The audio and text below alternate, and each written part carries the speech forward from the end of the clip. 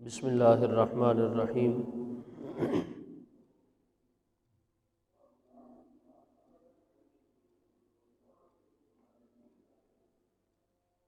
الحمد للہ وحدہ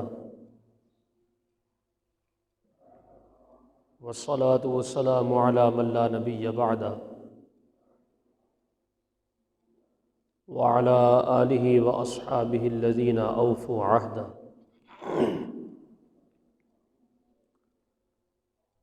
اما بعد فاعوذ باللہ من الشیطان الرجیم۔ بسم اللہ الرحمن الرحیم۔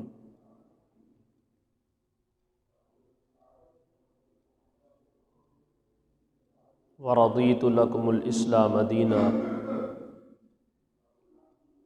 آمنت باللہ صدق اللہ مولانا العظیم۔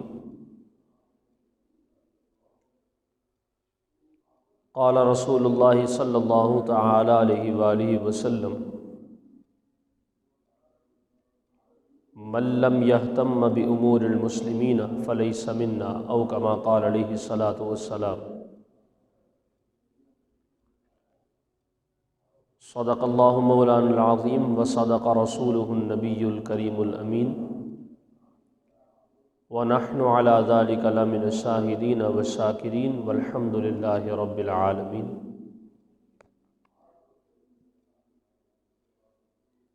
ان اللہ وملائکتہ یصلون علی النبی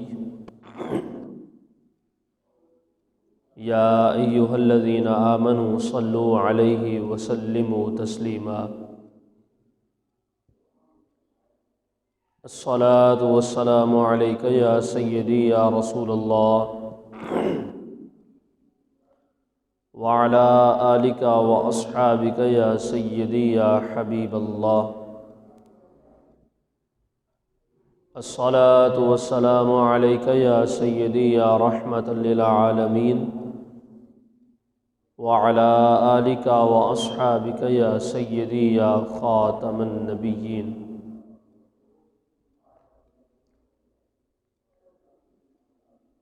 یا صاحب الجمال و یا سید البشر، من وجہک المنیر لقد نور القمر، لا يمكن الثناء كما كان حقه، بعد از خدا بزرگ توئی قصہ مختصر۔ صدیق عکس حسن و جمال محمد است، فاروق ذل جاہ و جلال محمد است، عثمان ضیاء شمع کمال محمد است، حیدر بہار باغ خصال محمد است۔ اسلام ما اطاعت خلفاء راشدین، ایمان ما محبت آل محمد است۔ صلی اللہ تعالی علیہ وعلی آلہ واصحابہ اجمعین وبارک وسلم۔ اللہم اہدنا الصراط المستقیم، صراط الذین انعمت علیہم غیر المغضوب علیہم ولا الضالین، آمین۔ اللہم ارنا الحق حقا وارزقنا اتباعہ، وارنا الباطل باطلا وارزقنا اجتنابہ۔ رضینا باللہ ربا وبالاسلام دینا، وبالقرآن اماما وبمحمد نبی ورسولا۔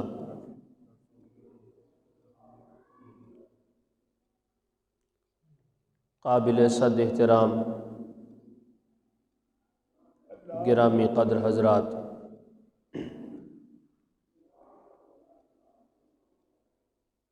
جملہ تعریفیں اللہ وحدہ لا شریک کے لیے کہ جو خالق کائنات بھی ہے اور مالک شش جہات بھی ہے۔ اور درود لامحدود ہو سید الانبیاء والمرسلین و خاتم النبیین والمعصومین پر، جن کو اللہ رب العزت نے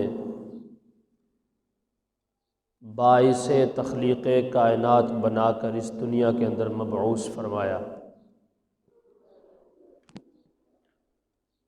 آپ کے توسل و تصدق سے اللہ رب العزت کی بے شمار خصوصی رحمتیں ہوں جمیع صحابہ کرام علیہم الرضوان پر اور جمیع اہل بیت کرام علیہم الرضوان پر، کہ جن کی شب و روز محنتوں اور انتھک کاوشوں کی وجہ سے اللہ تعالیٰ نے ہمیں دین اسلام جیسی دولت عطا فرمائی ہے۔ اول سے لے کر آخر تک اسلام کے نام کے اوپر جتنے بھی مسلمانوں نے اپنی جانوں کے نذرانے پیش کیے، خواہ وہ غزوات کے اندر شرکت کی شکل میں ہوں یا ملک پاکستان کی سالمیت اور اس کے حصول کے لیے ہوں، یا پھر کشمیر جیسے عظیم خطے کی آزادی کی خاطر ہوں، ان تمام تر شہداء کرام کی قبور کے اوپر اللہ تعالیٰ بے شمار رحمتوں کا نزول فرمائے۔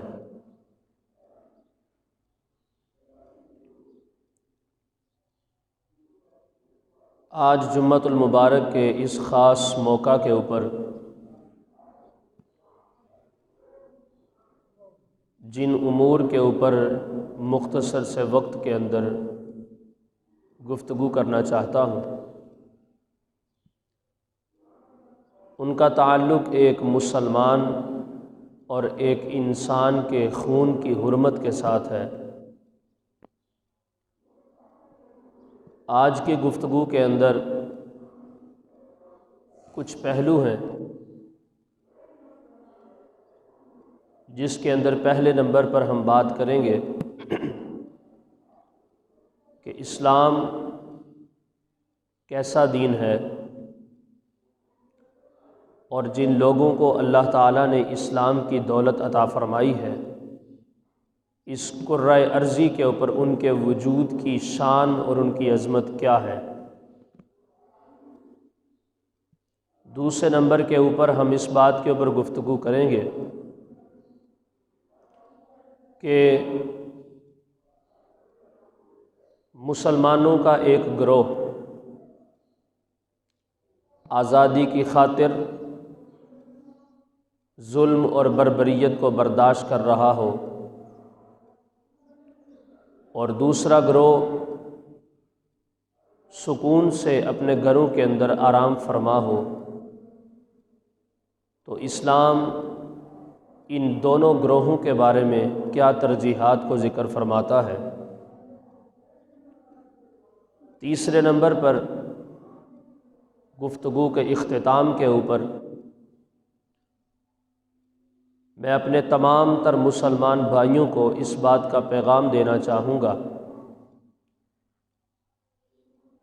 کہ اہل کشمیر کے لیے ہمیں کس انداز سے قدم اٹھانا چاہیے، اور کیا ہمیں کاوش اور کیا محنت کرنی چاہیے کہ اللہ تعالیٰ نے جس طرح ہمیں آزادی کی نعمت عطا فرمائی ہے، اللہ تعالیٰ کشمیری مظلوم مسلمانوں کو بھی آزادی کی نعمت عطا فرما دے۔ چوتھے نمبر پر ضمناً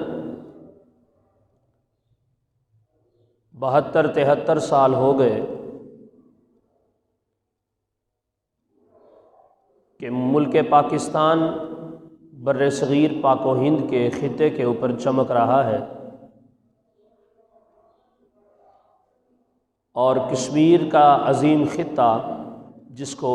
جنت بے نظیر کہا جاتا ہے، وہ آج تک ابھی تک کیوں انڈین آرمی کے قبضے کے اندر ہے اور اس کو آج تک آزادی کیوں نہیں مل سکی؟ یہ کچھ پہلو ہیں، اصطلاحات ہیں کہ جن کے اوپر آج کے اس خصوصی جمعۃ المبارک کے موقع کے اوپر گفتگو کی جائے گی۔ اللہ رب العزت کی بارگاہ میں دعا ہے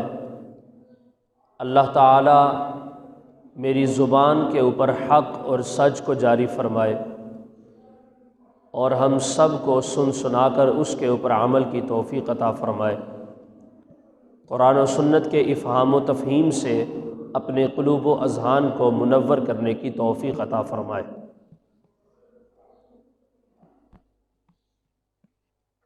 نبی مکرم رسول محتشم احمد مجتبی جناب محمد رسول اللہ صلی اللہ تعالی علیہ وعلی آلہ واصحابہ وبارک وسلم، آپ کے اوپر نازل ہونے والا جو قرآن ہے اور جس دین کو آپ لے کر آئے، اس کے اندر اللہ تعالیٰ نے یہ ارشاد فرمایا کہ وَرَضِيتُ لَكُمُ الْإِسْلَامَ دِينًا، اسلام ایک ایسا دین ہے، ایک ایسا رستہ ہے، ایک ایسا اسکول، کالج اور یونیورسٹی ہے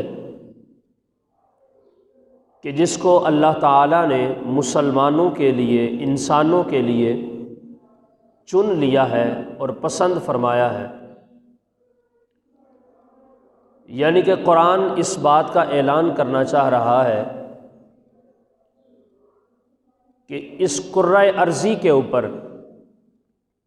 جتنے بھی ادیان ہیں بشمول دین اسلام کے، اگر ان کا آپس میں کمپیریزن کیا جائے، موازنہ کیا جائے، تو یہ بات بالکل واضح ہے کہ اول سے لے کر آخر تک، ازل سے لے کر ابد تک، بحیثیت انسان کوئی شخص جس مرضی حالت اور نوعیت کے اندر ہے،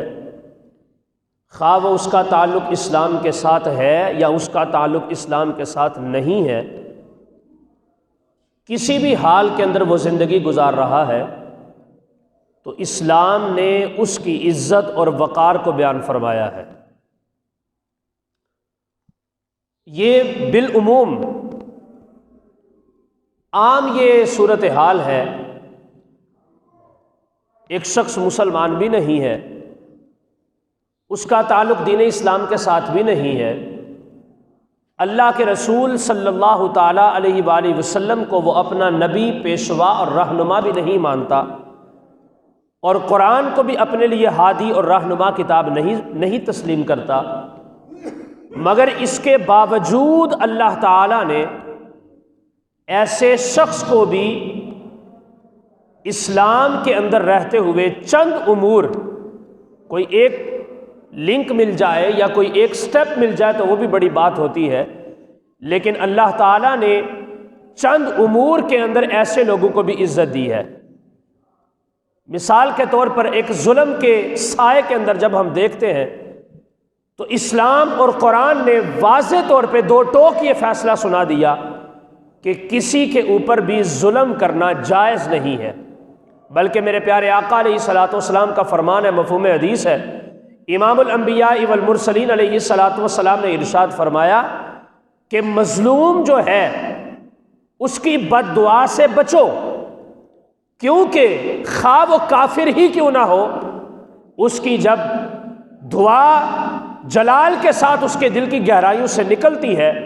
تو وہ ساتوں آسمانوں کو چیر کے ڈائریکٹ اللہ رب العزت کی بارگاہ میں پہنچ جاتی ہے،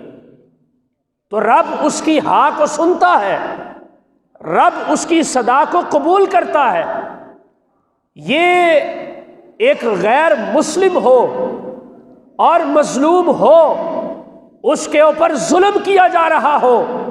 تو اسلام نے مظلوم کو یہ عزت اور یہ شان دی ہے کہ تم ظلم اور بربریت کی حالت کے اندر یہ مت سمجھنا کہ مجھے پیدا کرنے والا ہی مجھے بھول چکا ہے اور وہ مجھے یاد نہیں رکھ رہا۔ معاذ اللہ، ایسی بات بالکل بھی نہیں ہے۔ اگر تمہارے اوپر ظلم ہو رہا ہے، تم مظلومیت کی حالت کے اندر ہو، تو تم ایسا کرو، کوئی بھی جہاں پر تمہاری نہیں سن رہا، تم اگر دل کی گہرائیوں سے دعا کرو گے تو اللہ تمہیں پیدا کرنے والا تمہاری بات کو ضرور سنے گا۔ یہ اسلام کا حسن ہے، یہ اسلام کی خوبصورتی ہے کہ اسلام نے کسی بھی انسان کو، یہ امت مسلمہ جو ہے، اس امت کی دو قسمیں ہیں، ایک ہے امت اجابت اور ایک ہے امت دعوت۔ انسان کا تعلق خواہ امت اجابت کے ساتھ ہے یا امت دعوت کے ساتھ ہے، کیسی بھی کیفیت کے اندر ہے، ہر حالت کے اندر جب اس کو پیدا کرنے والا رب جو ہے اپنا سایہ عطا کرتا ہے تو پھر اسے یہ بات سمجھ لینی چاہیے کہ جو رب کسی غیر مسلم کے حقوق کو ادا کرنے کے اوپر زور دے رہا ہے، وہ ایک مسلمان کے حقوق کو ادا کرنے کے اوپر کتنا سختی سے حکم ارشاد فرماتا ہوگا۔ تو یہ اسلام کا ایک حسن ہے۔ فرمایا وَرَضِيتُ لَكُمُ الْإِسْلَامَ دِينًا۔ جتنے بھی مذاہب ہیں ان کو پڑھ کے دیکھ لے، نہ ہندوازم کے اندر ایسا ہوتا ہے، نہ بدھ مت کے اندر یہ چیز ہے، نہ سکھوں کے اندر یہ معاملہ ہے، نہ یہودیت کے اندر یا نہ نصرانیت کے اندر یہ سلسلہ ہے۔ اللہ رب العزت نے جس وقت انسان اس دنیا کے اندر آ کے آنکھیں کھولتا ہے، اس وقت سے لے کے اس کے مر کر مٹی کے اندر چلے جانے تک، خواہ وہ جس مرضی حالت کے اندر ہے، اسلام نے اس کے حقوق پورے ادا کیے ہیں۔ تو اسلام کو اللہ رب العزت نے فرمایا وَرَضِيتُ لَكُمُ الْإِسْلَامَ دِينًا۔ غیر مسلم بھی جو ہے اس کے حقوق سے خارج نہیں ہے۔ تو جب ایک مسلمان ہو، کلمہ گو ہو، اللہ اور اللہ کے رسول کو تسلیم بھی کر رہا ہو، قرآن کی تعلیمات کے اوپر ایمان بھی رکھتا ہو، مگر اس کے باوجود اگر وہ اپنے اسلام کے تمام تر عقائد و نظریات اور قواعد و ضوابط کو پورا نہیں کرتا، تو اسے پھر اپنا محاسبہ کرنا چاہیے کہ ایک نہ ایک دن اس کی پکڑ ہوگی اور اسے پھر اس بات کا جواب دینا پڑے گا۔ اس لیے فرمایا الَّيَوْمَ أَكْمَلْتُ لَكُمْ دِينَكُمْ وَأَتْمَمْتُ عَلَيْكُمْ نِعْمَتِي وَرَضِيتُ لَكُمُ الْإِسْلَامَ دِينًا۔ یہ اسلام محض ایک دین نہیں ہے، یہ اسلام محض ایک دستور نہیں ہے، یہ اسلام محض ایک کتابچہ نہیں ہے، یہ اسلام محض ایک قانون نہیں ہے، بلکہ اس اسلام کو تمہارے رب نے تمہارے لیے نعمت عظمیٰ کے طور پہ اختیار فرمایا ہے۔ یہ نعمت ہے مسلمان کے لیے، اس میں عزت ہے، اس میں وقار ہے، اس میں شان ہے، اور اس کے اندر ایک انسان کی عظمت اور احترام کو ملحوظ خاطر رکھا جاتا ہے۔ اس لیے اس اسلام کے اندر جو بندہ داخل ہو جائے اس کو اس بات کے اوپر فخر کرنا چاہیے کہ اللہ رب العزت نے مجھے اسلام جیسی عظیم دولت عطا فرمائی۔ قرآن پاک کے اندر پارہ نمبر 13 اللہ تعالیٰ نے اس کی مثال کو ذکر کرتے ہوئے فرمایا أَلَمْ تَرَ كَيْفَ ضَرَبَ اللَّهُ مَثَلًا كَلِمَةً طَيِّبَةً كَشَجَرَةٍ طَيِّبَةٍ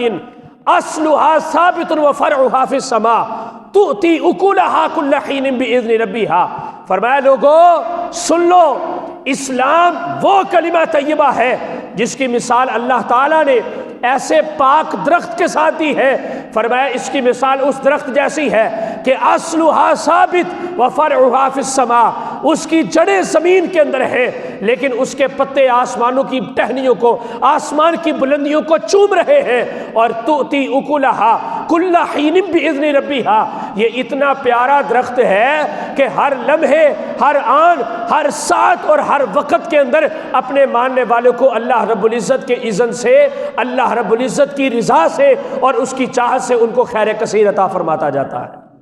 یہ اسلام ہے۔ اس نے ہر قسم کے حقوق بیان فرمائے، اولاد کے حقوق کو علیحدہ ذکر کیا، والدین کے حقوق کو علیحدہ ذکر کیا، والد کے حقوق کو علیحدہ ذکر کیا، والدہ کی عظمت کو علیحدہ ذکر کیا۔ جو کوئی بھی تعلق، رشتہ، خواہ کوئی نوکری کر رہا ہے، خواہ کوئی کمپنی چلا رہا ہے، خواہ کوئی کسی دفتر کے اندر ملازمت کر رہا ہے، یا کسی ملک کی سرحد کے اوپر کھڑا ہو کے اس ملک کی سرحد کے لیے اپنی جان کے نذرانے کو پیش کر رہا ہے۔ اسلام نے اپنے ہر ماننے والے کو عزت دی ہے، اور اس کے ساتھ خطاب کر کے اس کو ہر قسم کی نحوست سے اس کو دور کیا ہے، اور اس کو اس کائنات کے اوپر عزت اور شرف کی نگاہ عطا فرمائی ہے۔ یہ اسلام ہے۔ تو اللہ رب العزت نے جب اسلام جیسے پاک دین کے اندر ایک غیر مسلم کے حقوق کا بھی خیال رکھا ہے، تو پھر ایک مسلمان وہ ظلم اور بربریت کا شکار ہو، وہ پریشانی کے عالم کے اندر مستغرق ہو، اور اس کے اوپر انواع و اقسام کے جبر کو پیش کیا جا رہا ہو، تو ایک مسلمان جو ہے وہ اپنے گھر کے اندر نرم و گداز بستر کے اوپر سو رہا ہو، اچھے کھانے کھا رہا ہو، دنیاوی رنگینیوں سے اور رنگ رلیوں سے بالکل جناب اپنے آپ کو متاثر کر رہا ہو، اور باقی لوگوں کے معاملات سے وہ بالکل ناآشنا بن کے بیٹھ جائے، تو پھر ایسے مسلمان کو جو ہے یہ کوئی حق نہیں پہنچتا کہ اس کے اوپر اگر کوئی ظلم ہو یا اس کی طرف کوئی شکوہ آ جائے یا اسے کس سے شکایت ہو، تو پھر اللہ رب العزت کے ساتھ وہ شکوہ نہ کرے۔ اسے اپنے معاملات کو دیکھنا چاہیے کہ اس نے ایک مسلمان ہونے کے ناطے اپنی فرضیت، اپنی ذمہ داری اور جو اس کا ایک کام بنتا تھا اس نے اپنی ڈیوٹی کو سر انجام نہیں دیا۔ آقا کریم علیہ الصلوۃ والسلام کا فرمان ہے، خطبے کے اندر میں نے حدیث پاک پڑھی، حضور نے فرمایا من لم یہتم بامور المسلمین فلیس منا۔ آقا کریم علیہ الصلوۃ والسلام فرماتے ہیں کہ ایک شخص کلمہ گو مسلمان ہو، قرآن کو تسلیم کرنے والا ہو، اللہ کی بارگاہ میں سر کو جھکانے والا ہو، اور اپنی زبان سے اپنے آپ کو مسلمان کہلواتا ہو اور اسلام کا دعویٰ بھی کر رہا ہو، لیکن دوسری طرف اس کی کیفیت کیا ہو، من لم یہتم بامور المسلمین، اس کے سامنے ایک مسلمان کے اوپر ظلم ہو رہا ہے، وہ بھوک سے تڑپ رہا ہے، وہ ظلم اور بربریت کا شکار ہے، اس کے اوپر جبر کے پہاڑوں کو توڑا جا رہا ہے، اور وہ اس کے لیے اپنی طرف سے کوئی کاوش پیش نہیں کرتا، من لم یہتم بامور المسلمین، اس کو ظلم سے نہیں بچاتا، اس کی حمایت کے اندر آواز نہیں اٹھاتا، تو آقا کریم علیہ الصلوۃ والسلام فرماتے ہیں فلیس منا، وہ ایک انسان تو ہو سکتا ہے لیکن اس کا میری امت کے ساتھ تعلق کوئی نہیں ہے۔ من لم یہتم بامور المسلمین، جس نے مسلمانوں کے لیے آواز نہ اٹھائی۔ اور ایک مقام پہ میرے آقا کریم علیہ الصلوۃ والسلام فرماتے ہیں کہ مسلمان اہل اسلام جو ہیں، مومنین جو ہیں، یہ آپس میں ایک جسم کی طرح ہے، ایک جسم کی طرح ہے، اور جسم کے اندر پاؤں بھی آتے ہیں، جسم کے اندر ہاتھ بھی آتے ہیں، جسم کے اندر کان بھی ہیں، جسم کے اندر آنکھیں بھی ہیں، جسم کے اندر دماغ بھی ہے، جسم کے ساتھ سر بھی ہے، کندھے بھی ہیں، انگلیاں بھی ہیں، ناخن بھی ہیں، پورے بھی ہیں۔ اگر جسم کے کسی ایک حصے کو بھی تکلیف پہنچتی ہے تو اس کا اثر پورے جسم کے تمام تر اعضاء کے اوپر پہنچتا ہے، ہر کسی کو تکلیف ہوتی ہے۔ میرے مصطفیٰ کریم علیہ الصلوۃ والسلام نے فرمایا مومنین مسلمان آپس میں ایک جسم کی طرح ہے، اگر کسی ایک کو تکلیف پہنچتی ہے سارے مسلمان اس کی تکلیف کو برداشت کرتے ہیں اور ان کو اس کا اثر ملتا ہے، پہنچتا ہے۔ آپ مجھے یہ بات بتائیں، ایک جسم کی مانند ہو مسلمان، یہ میرا جسم ہے، میرے جسم کے اگر ہاتھ کے اوپر کوئی زخم آ جاتا ہے، تکلیف آ جاتی ہے، کوئی پریشانی آ جاتی ہے، میری انگلی کو نقصان پہنچتا ہے، بلکہ انگلی سے بھی چھوٹے پورے کو پہنچتا ہے، اور پورے سے بھی چھوٹی چیز میرے ناخن کو کوئی نقصان پہنچتا ہے، فوراً میرا دماغ اس بات کے اوپر حرکت کرتا ہے کہ اس کا علاج کرنا چاہیے، میرا دل میری فیور کے اندر نکلتا ہے، میرے پاؤں چلتے ہیں، میں ڈاکٹر کے پاس جاتا ہوں، میری زبان میرا ساتھ دیتی ہے، جا کے میرا حال اسے بتاتی ہے، میرے ہاتھ جو ہیں میری جیب سے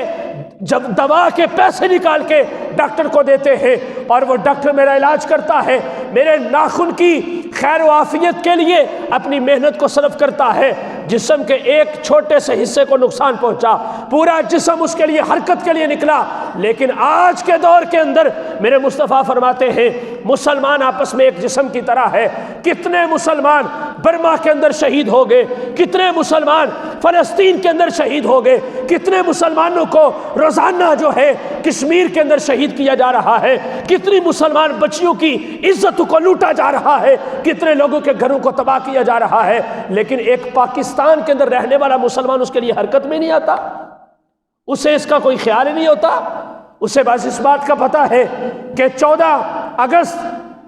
1947 کو مجھے میرا ملک مل گیا تھا، میرے پاس گھر بھی ہے، میرے پاس گاڑی بھی ہے، بنگلہ ہے، زمین ہے، جائیداد ہے، میں آزادی سے وقت گزار رہا ہوں۔ اس کے دل کو یہ تکلیف کیوں نہیں ہوتی کہ میرے مسلمان بھائی پریشان ہیں، ان کے لیے آواز کیوں نہیں اٹھاتا؟ اس لیے میرے مصطفیٰ کریم علیہ الصلوۃ والسلام نے فرمایا، میں نے کسی کو اسلام سے خارج نہیں کیا، میں نے کسی کو غیر مسلم نہیں کہا، میں نے کسی کو امت محمدی سے خارج نہیں کیا، یہ میرے مصطفیٰ کا فرمان ہے۔ حضور نے فرمایا، من لم یہتم بامور المسلمین فلیس منا، جو مظلوم مسلمانوں کے لیے ان کے لیے جنگ نہ کرے، جہاد نہ کرے، اس کے پاس اسلحہ نہیں ہے، اس کے پاس طاقت نہیں ہے، اس کے پاس جو ہے فوج نہیں ہے، وہ اکیلا میدان جہاد کے اندر نہیں جا سکتا، اور اکیلا میدان جہاد کے اندر جانا اپنی جان کے اوپر ظلم کرنے کے مترادف ہے۔ اگر وہ ایسا نہیں کر سکتا تو کم از کم اپنی زبان سے ایک آواز تو اٹھا لے، اور کم از کم اتنا تو کہہ دے کہ مسلمانوں سارے نکلو اس بات کی خاطر، کشمیری مسلمانوں کے لیے ہم نے آواز حق کو بلند کرنا ہے، ہم نے تو ایک اسلامی ریاست اور علیحدہ ملک کو حاصل کر لیا ہے، کم از کم ہمیں ان کے ساتھ کھڑا ہونا ہے، ان کے حقوق کے لیے آواز کو بلند کرنا ہے۔ میرے مصطفیٰ کا یہ فرمان پورا ہو جائے گا، تمہاری طرف سے اہتمام ہو جائے گا، اور اگر تم نے ایسا نہ کیا تو حضور فرماتے ہیں جو مسلمانوں کے امور کے لیے اہتمام نہیں کرتا، ظلم کے خلاف آواز نہیں اٹھاتا، تو آقا کریم علیہ الصلوۃ والسلام فرماتے ہیں فلیس منا، اس کا میرے ساتھ کوئی تعلق نہیں ہے، فلیس منا، اس کا میرے ساتھ کوئی تعلق نہیں ہے۔ تو یہ انداز ہونا چاہیے۔ قرآن کے اندر فرمایا، من قتل نفسا بغیر نفس او فساد فی الارض فکأنما قتل الناس جميعا ومن احیاها فکأنما احیا الناس جميعا، سورہ مائدہ ہے، پارہ نمبر 6 ہے۔ اللہ تعالیٰ فرماتا ہے، جس نے کسی بھی نفس کو، من قتل نفسا بغیر نفس، بغیر کسی قصاص کے، بغیر کسی جرم کے، بغیر کسی بدل کے اس نے کسی جان کو قتل کر دیا، او فساد فی الارض، یا زمین کے اندر فساد برپا کرنے کے لیے اس نے کسی کو ناحق قتل کیا۔ فساد وہ برپا کیوں کرنا چاہتا تھا؟ کوئی بھی ہم میں سے فسادی نہیں ہے، اور فساد برپا ہمارے معاشرے کے اندر ہو رہا ہے۔ وہ کیسے ہو رہا ہے؟ ہر بندہ اپنی زبان سے کہتا ہے میں فساد کرنے والا نہیں ہوں، میں فسادی نہیں ہوں، لیکن پھر قرآن کہتا ہے وہ فساد برپا کرتا ہے، کسی کو ناحق قتل کرتا ہے، وہ کیسے فساد برپا ہوتا ہے؟ تو اس کے ضمن کے اندر یہ میں بتانا چاہتا ہوں، اپنی چدراہٹ قائم کرنے کے لیے، اپنا پیسہ دکھانے کے لیے، اپنی طاقت جو ہے وہ جمانے کے لیے، اپنا روب لوگوں کے اوپر مسلط کرنے کے لیے اگر کوئی شخص کسی کو قتل کرتا ہے تو یہ اس کے مترادف ہے کہ وہ زمین کے اندر فساد کر رہا ہے، یہ زمین کے اندر فساد ہے۔ اس نے بغیر کسی بدل کے، بغیر قصاص کے، بغیر کسی حیل و حجت کے ایک جان کو ناحق قتل کیا۔ اللہ تعالیٰ فرماتا ہے فَكَأَنَّمَا قَتَلَ النَّاسَ جَمِيعًا، اس نے یہ نہیں دیکھا کہ مسلمان تھا، اس نے یہ نہیں دیکھا کہ عیسائی تھا، اس نے یہ نہیں دیکھا کہ ہندو تھا، اس نے یہ نہیں دیکھا کہ کون ہے۔ اللہ نے فرمایا جس کسی نے بھی کسی بھی انسان کو، خواہ وہ مسلمان ہے، کافر ہے، یہودی ہے، نصرانی ہے، کسی کو بھی ناحق قتل کر دیا، شریعت نے اس کی اجازت نہیں دی تھی، تو اللہ تعالیٰ فرماتا ہے اس نے ایک بندے کو قتل نہیں کیا، اس نے پوری انسانیت کا قتل کر دیا ہے۔ من قتل نفسا بغیر نفس او فساد فی الارض فکأنما قتل الناس جميعا، اس نے ایک شخص کو قتل نہیں کیا بلکہ پوری کی پوری انسانیت کا قتل کر دیا ہے۔ ومن احیاها فکأنما احیا الناس جميعا، ایک شخص کو کوئی ناحق قتل کرنے لگا تھا اور زمین کے اندر فساد برپا کرنے کی خاطر اسے مارنے لگا تھا، ایک بیچارہ اس کے پاس طاقت تھی، اس کے پاس اسلحہ تھا، اس کے پاس جاہ و جلال تھا، اس کے پاس روب تھا، وہ اٹھا، اس نے کہا خبردار اس کی طرف تو نے میلی نظر سے نہیں دیکھنا، اس نے قتل کرنے سے روک دیا۔ اللہ تعالیٰ فرماتا ہے وَمَنْ أَحْيَاهَا فَكَأَنَّمَا أَحْيَا النَّاسَ جَمِيعًا، جس نے کسی کو قتل ہوتے ہوئے بچا دیا، اس نے ایک شخص کو نہیں بلکہ پوری انسانیت کو بچا دیا ہے، پوری انسانیت کو بچا دیا ہے۔ تو ذرا دیکھیں تو صحیح، سوچیں، ایک دور تھا خلیفہ ثانی، امیر المومنین و خلیفۃ المسلمین حضرت سیدنا عمر فاروق رضی اللہ تعالی عنہ، آپ کے زمانے خلافت کے اندر یمن کے اندر کسی کو ناحق قتل کر دیا گیا، آپ نے پوری بستی کا جو ہے قتل کا فتویٰ جاری کر دیا، فرمایا قاتل نہیں مل رہا، تم پوری بستی کے لیے قتل کا فتویٰ جاری کرو، تمہیں قاتل مل جائے گا۔ ایک شخص نے سوال کیا، اس نے کہا حضرت اگر وہ قاتل نہ نکلے اور آپ نے پوری بستی کے قتل کا حکم دے دیا، فرمایا ایک شخص کی جان کی خاطر اگر مجھے پورے ملک یمن کے قتل کا فتویٰ دینا پڑتا تو میں سب کا فتویٰ دیتا۔ یہ اسلام کا امتیاز ہے، یہ ہے اسلام کا اصل چہرہ۔ خواہ کوئی جانور ہے، خواہ کوئی پرندہ ہے، خواہ کوئی کیڑا مکوڑا ہے یا بڑے سے بڑا انسان ہے، وہ جس مرضی حالت کے اندر ہے، اسلام نے تمام تر انسانوں اور ہر قسم کی مخلوق کے حقوق کی پاسداری کی ہے۔ اس لیے ایک مسلمان کو یہ حق پہنچتا ہے کہ اگر وہ مسلمان ہونے کا دعویٰ کرتا ہے اور اپنے ایمان کا اقرار کرتا ہے تو اس کو اسلام کے دائرے کے اندر پورا کا پورا داخل ہونا پڑے گا۔ صرف اپنے مفادات کی خاطر، میں اگلے دن ایک حدیث پاک پڑھ رہا تھا، نبی کریم علیہ الصلوۃ والسلام، ہم تو خیر مسجد کی تو بات دور کی ہے، حرم مکہ کی تو بات دور کی ہے، مدینہ تو رسول کی بات تو دور کی ہے، اپنے گھروں کے اندر، اپنے علاقے کے اندر، اپنے محلے کے اندر بھی کھڑے ہوں تو ہم کہتے ہیں ہم سے بڑھ کے کوئی مومن نہیں ہے، ہم سے بڑھ کے کوئی مسلمان نہیں ہے۔ نبی کریم علیہ الصلوۃ والسلام کی خدمت میں ایک صحابی بیٹھا کرتے تھے، حضرت حنظلہ رضی اللہ تعالی عنہ۔ ایک حضرت حنظلہ وہ ہیں جن کو فرشتوں نے غسل دیا، جن کے کفن اور دفن کا اہتمام فرشتوں نے کیا، یہ اور حنظلہ ہے۔ حضرت حنظلہ ایک دن اپنے گھر میں کھڑے ہیں، حضور علیہ الصلوۃ والسلام سے مل کے آئے، اچانک اپنے گھر میں آئے، دروازہ کھولا، گھر میں داخل ہوئے، وہ جو کیفیت تھی صحبت مصطفیٰ کے اندر بیٹھتے ہوئے، اس کیفیت کا بالکل اثر جو تھا،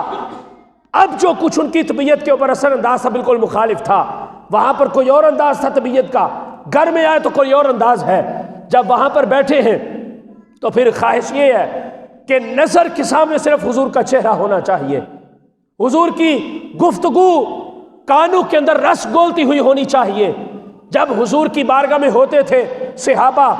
تو ان کا انداز صحبت یہ ہوتا تھا کہ اپنے من کو بھول جاتے تھے، صرف اور صرف مصطفیٰ کی ذات ہوتی تھی۔ لیکن حضرت حنظلہ اسی کیفیت سے نکل کر جب اپنے گھر کے اندر آئے، آ کے بیوی کا خیال آیا، بچوں کا خیال آیا، ان کے کھانے پینے کا خیال آیا، بہت سارے خیالات اچانک آنن فانن ذہن کے اندر آ کے بیٹھ گئے۔ کوئی کسی طرف کو جا رہا ہے، کوئی خیال کسی طرف جا رہا ہے۔ آپ نے اپنی زبان سے یہ جملہ نکالا، فرمایا افسوس نافق حنظلہ، حنظلہ تو منافق ہو چکا ہے، حنظلہ تو منافق ہو چکا ہے۔ آج مجھے کوئی بندہ منافق کہہ دے جبکہ میرے قول و فعل کے اندر تضاد ہے۔ آج کے مسلمان کی کیفیت کا حال یہ ہے، اوپر سے کچھ ہے، اندر سے کچھ ہے، زبان کچھ کہتی ہے، کام کچھ کہتا ہے، لیکن ہمیں بالکل بھی یہ خیال نہیں آتا کہ ہم منافق ہو چکے ہیں۔ اور اگر ہمیں کوئی بندہ آ کے کہہ دے، ہمارا محاسبہ کرتے ہوئے کہہ دے کہ تمہارے اندر نفاق آ گیا ہے، ہم اس کو مارنے کے لیے اٹھ جاتے ہیں، اس کی گردن کو اڑانے کے در پہ ہو جاتے ہیں۔ ایک یہ صحابی رسول ہے، فرمایا کہ میں منافق ہو چکا ہوں، اسی خیال سے گھر سے باہر نکلے، اچانک آگے حضرت صدیق اکبر کا ٹاکرا ہو جاتا ہے، مل جاتے ہیں، پوچھتے ہیں کہ اے حنظلہ اتنی پریشانی کے عالم میں کہاں جا رہے ہو؟ کیا مسئلہ ہے؟ کیا پریشانی ہے؟ کیوں دوڑے جا رہے ہو؟ چہرے کے اوپر 12 بجے ہوئے ہیں، رنگ اڑا ہوا ہے، یہ تاثر مجھے کوئی ٹھیک نہیں محسوس ہو رہا، کیا مسئلہ ہے؟ آپ نے فرمایا نافق حنظلہ، اے ابو بکر صدیق حنظلہ تو منافق ہو چکا ہے، حنظلہ تو منافق ہو چکا ہے۔ آقا کریم علیہ الصلوۃ والسلام کے پیارے صحابی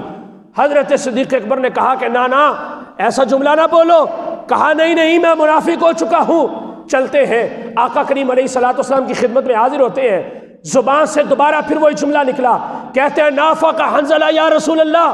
اے اللہ کے رسول صلی اللہ علیہ وسلم حنظلہ تو منافق ہو چکا ہے۔ میرے مصطفیٰ کریم علیہ الصلوۃ والسلام نے یہ نہیں فرمایا کہ نا ایسا جملہ نہ بولو، کیا کہہ رہے ہو، بلکہ حضور نے مراد پوچھی، کیوں منافق اپنے آپ کو کہہ رہے ہو؟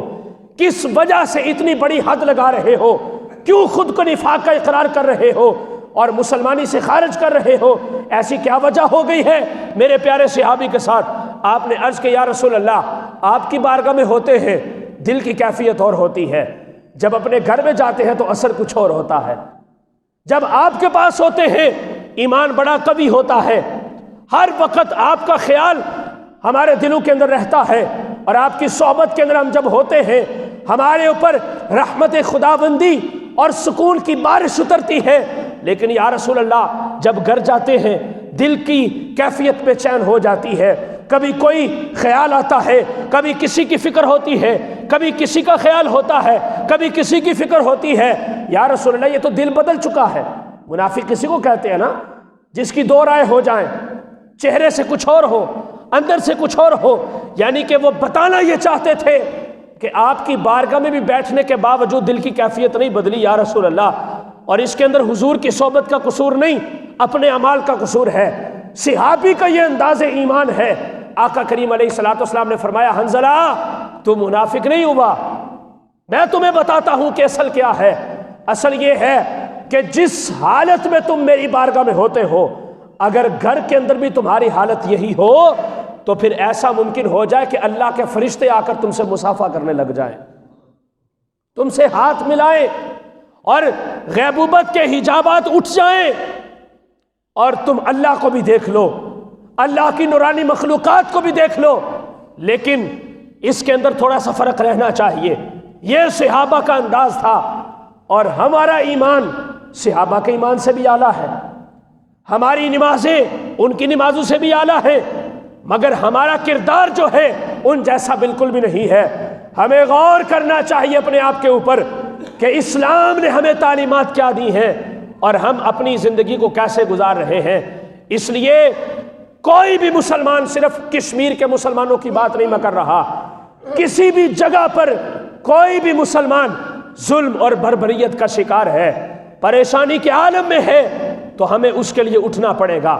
ہمیں اس کے لیے آواز کو بلند کرنا پڑے گا، ہمیں اس کے لیے کم از کم اپنی طرف سے حصہ ادا کرنا چاہیے۔ اور وہ حصہ کیا ہے؟ اکثر ہم روایت کو سنتے ہیں، میرے مصطفیٰ کریم علیہ الصلوۃ والسلام نے فرمایا تم میں سے اگر کوئی شخص کسی برائی کو دیکھتا ہے تو اسے چاہیے کہ اپنی زبان سے اسے دور کرے، تبلیغ کرے، اس کے بارے میں حلت اور حرمت والا حکم لوگوں کو بتائے۔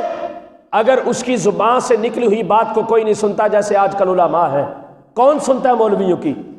لوگ کہتے ہیں سیاست سے تمہارا کوئی تعلق نہیں۔ ارے بھائی سیاست جیسا عظیم شعبہ یہ انبیاء کی سنت ہے، اور آج کل جو کچھ بھی ہو رہا ہے دنیاوی معاملات کے اندر اس کو سیاست نہیں کہا جاتا۔ میں یہاں پر یہ نہیں کہ میں سیاست کی فیور کر رہا ہوں جو آج کل ہو رہی ہے، یا کہ میں یا کسی حکومتی کرندے اور نمائندے کو ٹارگٹ کر رہا ہوں، میں کسی کو ٹارگٹ نہیں کر رہا، لیکن اتنی بات ضرور کہتا ہوں کہ یہ وقت کے حکمرانوں کے لیے بھی یہ لمحہ فکریہ ہے کہ صرف اپنی زبان سے ریاست مدینہ کے نعرے نہ لگاؤ، اپنے مسلمان ہونے کا ثبوت بھی دو۔ جو تمہاری ذمہ داری بنتی ہے، تمہارے پاس پاور ہے، تمہارے پاس طاقت ہے، اسلحہ ہے، ادارے تمہارے پاس ہیں، تم احکام بھی جاری کر سکتے ہو، تم قدم بھی اٹھا سکتے ہو، آنکھوں میں آنکھیں ڈال کے بات بھی کر سکتے ہو، مگر اس کے باوجود اگر تم نہیں کر رہے تو پھر خدا را ریاست مدینہ کا نعرہ لگانا چھوڑ دو۔ اس لیے میں کہہ رہا ہوں کہ سیاست جیسا عظیم فریضہ اور عظیم منصب یہ انبیاء کی سنت مبارکہ ہے، اور لوگوں کو مولویوں کو یہ کہہ کے چھوڑ دیا گیا بھائی تہاڈا کام صرف مسجد مسلح دے ممبر تک ہے، تہاڈا کام اسمبلیاں دے اندر کوئی نہیں۔ کیوں؟ یہ ملک پاکستان نہیں ہے؟ کیا یہاں پر مسلمان نہیں رہتے؟ اگر سب کچھ ہمارے اداروں کے اندر اور ہمارے اسکول کالج یونیورسٹیز کے اندر واشنگٹن اور مغرب کا نصاب پڑھایا جائے گا تو قرآن کا نصاب کہاں پہ جائے گا؟ جو انسانیت سکھاتا ہے، جو اچھے اور برے کی پہچان سکھاتا ہے۔ اس لیے ہمیں اپنے اپنے مقام کے اوپر، مدار کے اوپر اپنے اپنے مسلمان ہونے کا حق ادا کرنا ہے۔ کل کو ہم نے جا کے جواب دینا ہے، ہم نے اللہ کی بارگاہ میں حاضر ہونا ہے۔ کیوں ان چیزوں کی طرف ہماری فکر نہیں جاتی؟ کیوں ہمیں خیال نہیں آتا؟ آقا کریم علیہ الصلوۃ والسلام نے فرمایا تم میں سے اگر کوئی شخص برائی دیکھے تو اسے اپنی زبان سے دور کرے۔ اگر تبلیغ، واعظ و نصیحت سے، اگر اس کو بیان کرنے سے اس کا حل نہیں نکلتا تو فرمایا پھر تمہارے اوپر ضروری ہو چکا ہے کہ اب تم جہاد کے لیے تلوار کو اٹھاؤ، اپنے ہاتھ کے ذریعے سے اس بیماری کو ختم کرو۔ اور اگر تمہیں کوئی جہاد کے لیے بھی نکلنا نہیں دے رہا، جیسے آج کل ملک پاکستان کی صورتحال ہے کہ بھائی جہاد کا نام نہ لینا، یہ تو یہ ہو جائے گا وہ ہو جائے گا۔ یہ اسلام اگر ہر جگہ پر امن کا درس ہی دیتا ہے تو پھر میرے آقا کریم علیہ الصلوۃ والسلام نے تلوار کیوں نکالی؟ حضور نے جہاد کیوں کیا؟ 13 سالہ مکی زندگی جب تک واعظ و نصیحت سے کام چل سکتا تھا اور چلانا تھا، آقا کریم علیہ الصلوۃ والسلام نے مکہ کے اندر جہاد نہیں کیا۔ 13 سالہ مکی زندگی اور پھر 10 سالہ مدنی زندگی، جہاد 10 سال تک جہاد حضور کی زندگی میں جاری رہا۔ آخری وقت تک جو ہے صحابہ کرام علیہم الرضوان نے نبی کریم علیہ الصلوۃ والسلام کی ظاہری زندگی کے اندر حضور کے ظاہری آخری وقت تک اپنی تلواروں کو نیاموں کے اندر نہیں ڈالا۔ کہیں پر غزوہ بدر ہوتا ہے، کہیں پر احد ہوتا ہے، کہیں پر غزوہ جناب تبوک ہوتی ہے، کہیں پر غزوہ خندق ہوتی ہے۔ آقا کریم علیہ الصلوۃ والسلام اگر اسلام صرف امن کا درس ہی دیتا ہے تو امن تو آقا کریم علیہ الصلوۃ والسلام نے مکہ کے اندر برپا کیا۔ کیا مدنی زندگی کے جو 10 سال تھے ان کا تعلق سنت کے ساتھ نہیں ہے؟ لیکن میرے مصطفیٰ کریم علیہ الصلوۃ والسلام نے ہر محاذ کے اوپر تبلیغ فرمائی، ہر محاذ کے اوپر درس دیا۔ تو فرمایا کہ اگر تم اپنی زبان سے اس بیماری کو ختم نہیں کر سکتے تو پھر اس کے لیے جہاد کرو، اور اگر تم جہاد بھی نہیں کر سکتے تو کم از کم اپنے دل سے تو اس بیماری کو برا جانو، کم از کم اس کے لیے بائیکاٹ تو کرو، کم از کم اس کے لیے اتنی سی آواز ہی اٹھا دو کہ بھائی یہ کام غلط ہے۔ لیکن آج کل بالکل چپ نے ہمیں ساتھ لیا ہے، اور کوئی بندہ جو ہے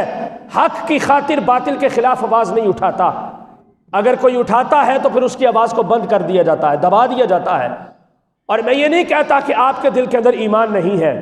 الحمدللہ آپ سارے مسلمان ہیں، اہل ایمان ہیں تو مسجد کے اندر آئے ہیں، لیکن آپ ڈرتے ہوئے اپنی زبان کو نہیں کھولتے کہ اگر ہم زبان کھولیں گے تو ہماری کوئی سنے گا نہیں، ہمارے اوپر حدیں جاری ہو جائیں گی، ہمیں سلاسل کی صعوبتوں کو اور پابند سلاسل ہمیں ہونا پڑے گا، مشکلات کو برداشت کرنا پڑے گا۔ یہ آپ کا ڈر بجا ہے، لیکن کم از کم آپ بائیکاٹ کر سکتے ہیں، کم از کم اس کے خلاف زیادہ نہیں، تقریریں نہیں تو ایک جملہ ہی کہہ دو کہ بے وقوفو، صرف اقوام متحدہ کے اندر بیٹھ کر کشمیر کے لیے قراردادیں پاس نہ کرو، بلکہ ان کو حتمی جامہ بھی دو، ان کے اوپر عملی شکل کر کے دکھاؤ، پتہ تو چلے کہ تم کیسے مسلمان ہو۔ تو اس لیے ایسے لوگوں کے خلاف بائیکاٹ ہمیں کرنا چاہیے۔ اپنے آپ کو پہچانے، اللہ نے آپ کو بڑی سپر پاور اور طاقت عطا فرمائی ہے جس کو اسلام کہا جاتا ہے۔ اسلام کسی بھی حال کے اندر تمہیں نہیں چھوڑے گا، ہر جگہ پر تمہیں عزت دے گا۔ تو چوتھے نمبر پر میں نے جو پوائنٹ ذکر کرنا تھا کہ یہ کیوں 70-72 سال گزر گئے، آج تک کشمیر آزاد کیوں نہیں ہو سکا؟ اس کے آزاد نہ ہونے کی سب سے بڑی وجہ ہمارے بے حس حکمران ہیں، بے حس حکمران جو ایسے لوگوں کے ساتھ جا کر جفیاں لگاتے ہیں، ان کے ساتھ کرسیوں کے اوپر برابر بیٹھ کر چائے پیتے ہیں اور ان کے ساتھ بیٹھ کر معاہدے کر کے آ جاتے ہیں۔ آج کل تو ویسے ہی ملک پاکستان کے حکومتی لیول کے اوپر صورتحال ہی بڑی نازک ہو چکی ہے۔ یہ صورتحال نازک ہونے کی وجہ کیا ہے؟ اس کی وجہ صرف یہی ہے کہ پہلے نمبر کے اوپر جو بندہ حکمران بنا تھا اس کو اپنی حکمرانی کے فرائض کو سر انجام دینا چاہیے تھا۔ اگر اس نے اچھے انداز سے اپنی ذمہ داری کو نبھایا ہوتا تو آج ہمارے ملک کی یہ صورتحال نہ ہوتی، آج مسلمانوں کے اوپر ظلم بربریت نہ ہوتا۔ یہ ویسٹ کی اور مغرب کی بہت بڑی یہ پلاننگ ہے۔ آپ بنی اسرائیل کے اندر چلے جائیں، پڑھ کے دیکھیں، ان کو پڑھ کے دیکھیں، ان کے چھوٹے چھوٹے بچے کو اپنے مذہب کے بارے میں ہر چیز کا پتہ ہے۔ سکھوں کے اندر چلے جائیں، ان کی جو ترجیحات ہیں، ان کی جو تعلیم ہے، اس کو آپ اسٹڈی کر کے دیکھ لیں، تائرانہ سا ان کے بچے کو اپنے مذہب کے بارے میں سب کچھ پتا ہے۔ ایک نہیں پتا تو ہمارے مسلمان کو نہیں پتا کہ نمازیں کتنی ہیں، ایک نہیں پتا تو میرے مسلمان بچے کو یہ نہیں پتا کہ وضو کسے کہتے ہیں۔ چھوٹے چھوٹے بچے ان کا پورے کا پورا مذہب ان کو آتا ہے۔ اور پھر اس سے بڑی تعجب کی بات میں آپ کو بتاؤں، مغربی یونیورسٹیز کے اندر آج بھی قرآن پڑھایا جا رہا ہے، آج بھی قرآن پڑھایا جا رہا ہے، اور اس کے اوپر ماشاء اللہ کے ساتھ ساتھ استغفار بھی کہنا پڑے گا کہ وہ اپنے ہندو اور اپنے غیر مسلم بچوں کو قرآن جو ہے وہ صرف اس لیے پڑھا رہے ہیں کہ اس کے ذریعے سے مسلمانوں کے اوپر حملہ آور ہو سکے۔ یہ اسلام کو کیوں اتنا پیچھے چھوڑ دیا گیا؟ یہودیوں نے اپنی یہودیت کو نہیں چھوڑا، نصرانیوں نے اپنی نصرانیت کو نہیں چھوڑا، ہندوؤں نے اپنے ہندوازم کو نہیں چھوڑا، ایک چھوڑا ہے تو مسلمان نے اپنے اسلام کو چھوڑ دیا ہے، اور صرف نظر اس بات کے اوپر لگا کے رکھی ہے جی میں نے تو کلمہ پڑھ لیا، میں تو جنت میں چلا جاؤں گا۔ کیا جنت کے دروازے سے لے کر تمہارے کلمہ پڑھنے کے درمیان جو اتنا فاصلہ ہے، اس کو اللہ نے ویسے ہی چھوڑ دیا ہے؟ کیا تمہاری کوئی ذمہ داری اور ڈیوٹی نہیں بنتی؟ تو اس کو اپنے گھروں سے شروع کریں۔ کنکلوژن اور خلاصہ پوری گفتگو کا تتمہ یہ ہے، آج ہی سے اس بات کا عہد کریں اور پختہ وعدہ کریں کہ ہم نے اپنے بچوں کو اسلام سکھانا ہے۔ اسلام ٹیررزم والا دین نہیں ہے، اسلام دہشت گردی نہیں سکھاتا، اسلام نے کبھی بھی کسی کو برباد نہیں کیا، اسلام نے کبھی بھی کسی کو اجاڑا نہیں ہے۔ 1300 سالہ، میں 14ویں 14.5 سال کی بات نہیں کرتا، یہ تو بیڑا غرق ہو گیا مسلمانوں کی کمیونٹی اور ریاستوں کا۔ 1300 سالہ اپنی ہسٹری کو پیچھے پڑھ کے دیکھ لو، صحابہ اکرام سے لے کر ہمارے مغلیہ سلطنت کے دور تک مسلمانوں کے اوپر عروج تھا۔ جب ہم نے مغرب کو اور انگریز کو اپنے اوپر مسلط کیا، اس کی وجہ سے ہمارے اوپر پریشانی آنا شروع ہو گئی۔ کہاں کہاں پر مسلمانوں کو جو ہے قتل عام نہیں کیا جا رہا، کہاں کہاں پر مسلمان بچیوں کی عزتوں کو نہیں لوٹا جا رہا، کہاں کہاں پر مسلمانوں کی مسجدوں کو تباہ و برباد اور معاذ اللہ مسمار نہیں کیا جا رہا، اور کہاں کہاں پر اسلام کی مخالفت کے اندر بارود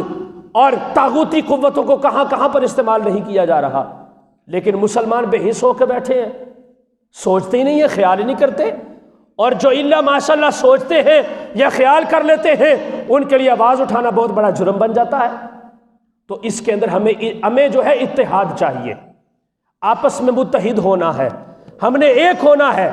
یکجہتی کشمیر کے لیے صرف اور صرف نعرے لگا کر یا لانگ مارچ کر کے یا اپنے چوکوں کے اوپر ایک آدھا گھنٹہ کے لیے خاموشی کے لیے کھڑے ہو کر کشمیر آزاد نہیں ہوگا۔ کشمیر آزاد ہوگا تو اپنے بچوں کو دین پڑھانے سے ہوگا،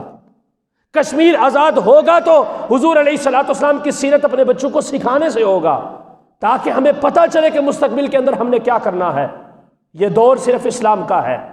یہ جہان صرف اسلام کا ہے۔ آج بھی اسلام بلند ہے، قیامت کے دن بھی اسلام بلند ہوگا، اور اس کے بعد بھی جنت کے اندر مسلمانوں کو ہی درجے ملیں گے۔ کہیں پر کسی کتاب کے اندر نہیں لکھا کہ یہودی جنت میں چلا جائے گا۔ اللہ نے فرمایا وَقَالُوا لَن يَدْخُلَ الْجَنَّةَ إِلَّا مَنْ كَانَ هُودًا أَوْ نَصَارَىٰ، یہودی اور نصرانی کہنے لگے ہمارے علاوہ کوئی بھی جنت میں نہیں جائے گا۔ اللہ نے فرمایا تِلْكَ أَمَانِيُّهُمْ، یہ تو صرف ان کی خام خیالی ہے، یہ ان کے جھوٹے دعوے ہیں۔ قُلْ هَاتُوا بُرْهَانَكُمْ إِن كُنتُمْ صَادِقِينَ، اے میرے محبوب ذرا ان کو کہیں تو صحیح کہ تمہارے پاس دلیل کیا ہے، سچے ہو تو کوئی دلیل دکھاؤ۔ کس کتاب کے اندر یہ لکھا ہوا ہے کہ یہودی جو ہے وہ جنت کے اندر چلا جائے گا، نصرانی جو ہے وہ جنت کے اندر چلا جائے گا؟ کہاں پر لکھا ہوا ہے؟ بائبل پڑھ کے دیکھیں، تورات پڑھ کے دیکھیں، زبور پڑھ کے دیکھیں، انجیل پڑھ کے دیکھیں، یہ ساری کتابیں قرآن کی تائید کرتی ہیں، اور قرآن کے اندر یہی لکھا ہے کہ جنت میں صرف مسلمان جائے گا جس نے کلمات الرسول پڑھا ہوا ہے۔ یہودی، نصرانی، ہندو، سکھ، بدھ مت یہ جنت کے اندر نہیں جائے گا۔ تو کیوں ہم اسلام کو چھوڑیں؟ یہ عزت ہمیں اسلام نے دی ہے، یہ وقار ہمیں اسلام نے دیا ہے، یہ شان و شوکت ہمیں اسلام نے دی ہے۔ تو دوستو، بزرگوں، عزیزو، ہر مسلمان کے لیے اپنی آواز کو اٹھانا ضروری ہے، اس کے حقوق کا خیال رکھنا، اس کی پریشانی کے اندر اس کے ساتھ کھڑا ہونا۔ اگر آپ کچھ بھی نہیں کر سکتے تو کم از کم اس کی حمایت کے اندر آواز اٹھا دیں، اللہ رب العزت اس کا بھی تمہیں اجر عطا فرمائے گا۔ بلکہ قرآن کے اندر فرمایا وَلَا يَطَعُونَ مَوْطِئًا يَغِيظُ الْكُفَّارِ وَلَا يَنَالُونَ مِنْ عَدُوٍّ نَيْلًا إِلَّا كُتِبَ لَهُمْ بِهِ عَمَلٌ صَالِحٌ، کہ اگر کوئی شخص کسی رستے کے اوپر یوں چلتا ہے کہ اس کے قدموں کی آہٹ سے کفار کے دل دہل جاتے ہیں، ان کو دکھ ہوتا ہے، دہشت ان کے اوپر طاری ہوتی ہے، غم کے اندر وہ غرق ہو جاتے ہیں، تو اللہ تعالیٰ فرماتا ہے اس کا وہ عمل ضائع نہیں ہوگا، اس کے ایک ایک قدم کے اوپر اللہ تعالیٰ اس کے لیے نیکیاں لکھتا جائے گا۔ یہ اسلام ہے۔ یہ چیز آپ کو یہودیت کے اندر نہیں ملے گی، نصرانیت کے اندر نہیں ملے گی، لہٰذا حقیقی مسلمان بنے، صحابہ کرام کی تعلیمات کو اپنائیں، حضور کی سیرت کو اپنائیں، اور قرآن و سنت کے افہام و تفہیم کے لیے کوشش کریں، اس کو سیکھیں، سمجھیں، پڑھیں، کم از کم آپ کو اتنا تو پتہ چلے کہ اللہ نے مسلمان کو عزت کیا عطا فرمائی ہے، اور مسلمان کے علیحدہ اللہ نے ایک نفس انسان کو کیا عزت عطا فرمائی ہے۔ یہ اسلام کا حسین امتزاج ہے، اور یہی اسلام کا اصل چہرہ ہے۔ اللہ رب العزت کی بارگاہ میں دعا ہے، جہاں جہاں پر بھی مسلمانوں کے اوپر ظلم کے پہاڑ توڑے جا رہے ہیں، اللہ تعالیٰ تمام کو ہر قسم کے ظلم سے آزادی عطا فرمائے، اور مسلمانوں کو عزت، وقار اور شان و شوکت اللہ رب العزت اسلام کی خاطر نصیب فرمائے۔ وآخر دعوانا الحمدللہ رب العالمین۔